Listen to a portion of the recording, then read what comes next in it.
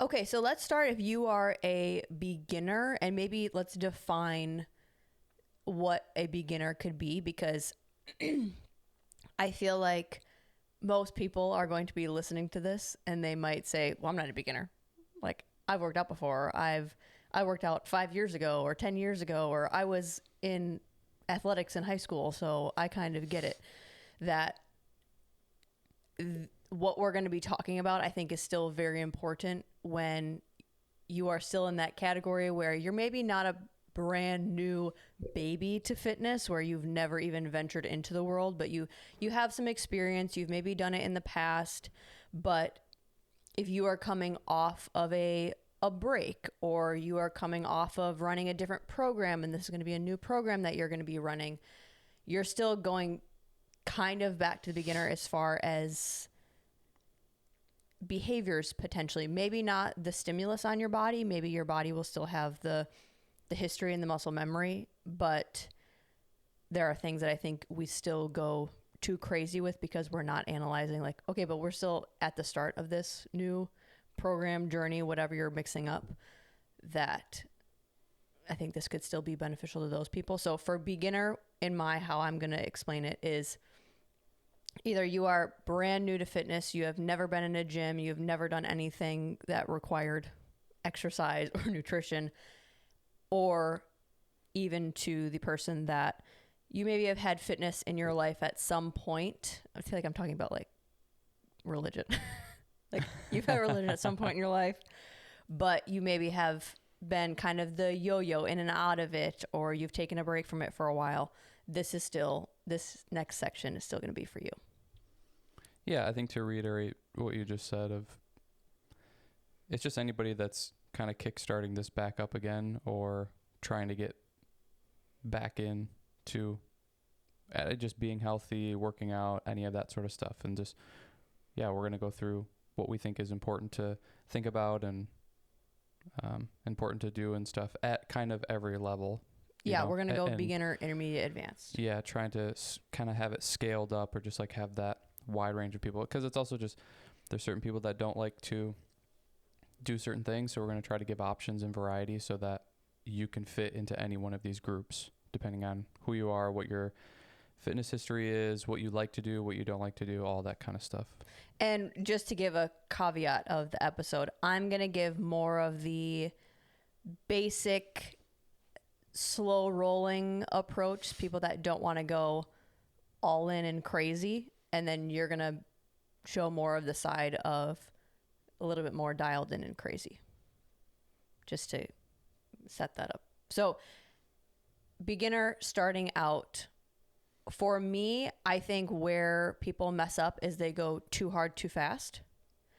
That I would think about, and maybe this is just not advice I don't think is talked about a lot, and maybe because it's bad advice, but it's what worked for me. So this is what I would say to new people. Is when I started, I didn't have a goal. I wasn't trying to achieve anything. I didn't go really with any direction at all.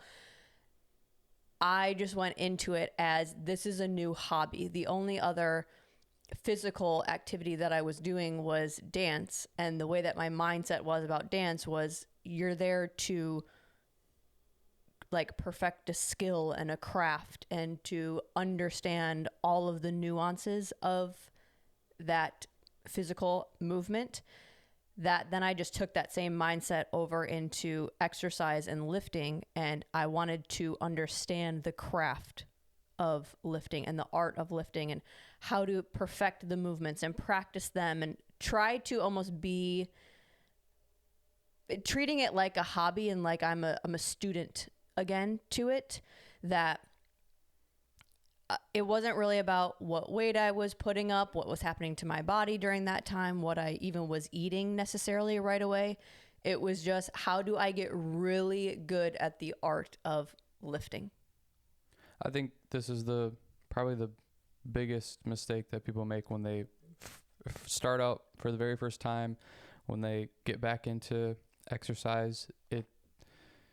They're going for a goal, which is a positive thing, but they're not trying to set up the foundation and set up the skill level like you're talking about. They just go in and they're doing really bad form, maybe not that great of exercises, and they're trying to get energy expenditure out. So they're, doing low rest periods, high repetition, fast. Their form is off. So it's like you're not really even activating the muscle. You're just getting the heart rate up and all that stuff that you could be learning and could be building the foundation so that it sets you up to be able to continue your progress down the road. You're not doing. So like you said, the acquiring the skill and doing the skill of it, getting really good at each exercise and being super efficient at it. We always talk about that, like be efficient. This is one of those things where it's like you can go in and go through the motions and do the exercise, or you can go push it really hard, but are you doing the exercises correctly that is going to send the right stimulus to your body to do what you need it to do?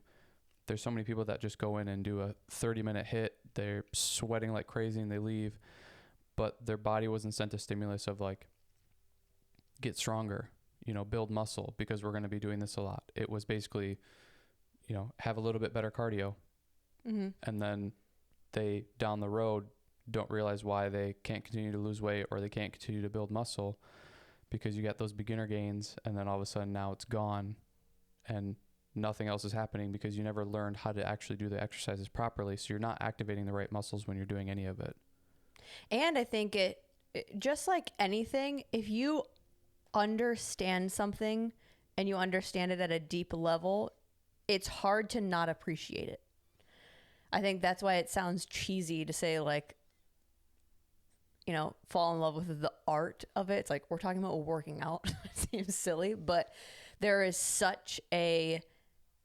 you can have such a deep understanding of it and a deep knowledge, and you can continue to learn. And it's like, it's our bodies. That's what I like. Okay, yeah, it's just lifting weights and whatever, but it's how our bodies adapt to things. It's how we respond to things. You can see that like we have control over how our body feels and looks. That to me is the craziest thing that we can do, that we can go in and change behaviors and it changes our like physical feeling, mechanics, and appearance. That I think when you can start to understand it and try to see it as a hobby versus a thing that you have to do to get to this random goal you've decided, that is a forever, you're setting up the foundation for something that you can do for the rest of time, because it's something you can always learn more about. There's new things that come out in science. There's new things that you're going to change because your lifestyle changes and your body's changing, that if you set it up as a constant need for exploration and learning more, like your goals can change. And that's why I would say in the beginning, we would have most of our episodes be fitness. Like fitness is so fun to me because of how much control you can have on it. But I don't think you can have that much control and leeway if you don't have that initial setup of trying to have it be fun and exploratory, because you're automatically putting this deadline or this, it has to be this or this attached to it, versus you just learn. Well, I think you make a really good point about, you take whatever thing you think you know the most about and how much time or like really starting at scratch you started with that, whether it's your job or it's something else. This is the same thing. Like however much you know about it, this is, fitness and exercise and health and all that. It's the same thing. It's not this like, oh, you just go run around and whatever. And like, I think the things are very simple, but they're not easy. But people get all caught up in the weeds with stuff to where you think about your own profession or whatever thing that you thought of that you're really good at and you know a lot about. That took a lot of time to develop the interest and the knowledge about it. So when you're going into this sort of thing, and maybe you've tried to do it multiple times before and it hasn't worked, there's pieces that you're missing. And some of that's what we're going to kind of go through, is to try to give you those pieces so that you can do it. But this is why it's even more important to start at the foundation of doing things correctly and doing them right, and not trying to skip steps and get to whatever goal it is you have. If you're trying to lose a bunch of weight or gain a bunch of muscle, it's tempting to try to take the shortcuts and do all the things that you know, do the sexy things that everybody else is talking about of just, you know, eat 4,000 calories and like work out 17 hours a day and blah, blah, blah. Do these exercises. But if you never learn how to do them correctly, none of that is going to end up working or helping. Yeah. And then that kind of leads me into my next point of advice is setting up the stage and setting up your foundation for the behaviors. It helps get over that tricky creating the habit of going to the gym and making that a part of your life. I think it makes it easier if you are coming from the space of, I'm just here to learn and explore. Because think if you're taking up a new hobby, you just want to do that hobby all the time. So if you're coming at it from a fun space, you're going to want to go to the gym. You're going to want to practice. Like I remember when I started and then listening to Mind Pump, the podcast that I really got into at that time, it was like, oh, I learned something else. So now I want to go to the gym and try it. Or I learned something else. So now I want to try this way of eating and see if it affects anything. Or, oh, they said to do this lift in this way. I want to go and try it. It keeps pulling you back in because you want to have that little experiment with the knowledge that you have. But moving forward into the behaviors, if you are a beginner, this is going to turn into a piece of your lifestyle. It's just hard for it not to. It's our bodies. Like I said, it's the way that you eat. It's the way that you respond to activity. It's how when you go on a vacation, new activities might be opened up to you because you are in more of a healthy body to be able to do those things. Like it will just start to trickle into your energy, your sleep, your behaviors with others, your behaviors around food. It's going to start to seep into everything that to give, I think, the power to that of creating those habits that are going to be able to be utilized by you for the rest of time. So I think you hear this a lot, but if you're starting a new fitness thing, most people want to do what you said, the sexy thing of I'm going to go crazy and I'm going to start 6 days a week and I'm going to start eating at a crazy diet. Can you do that for the rest of time?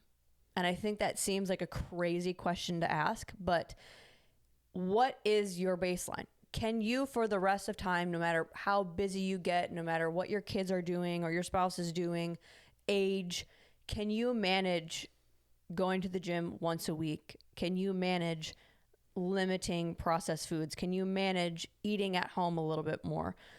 That will be your baseline. As we go along and we get into the intermediate and advanced conversations where we can start to dial in, those dial-in approaches don't have to be your maintenance and your consistency.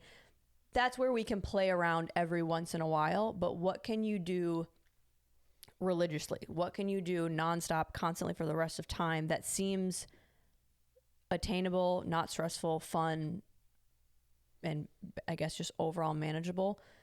Figuring out your behaviors with the gym and your behaviors with food.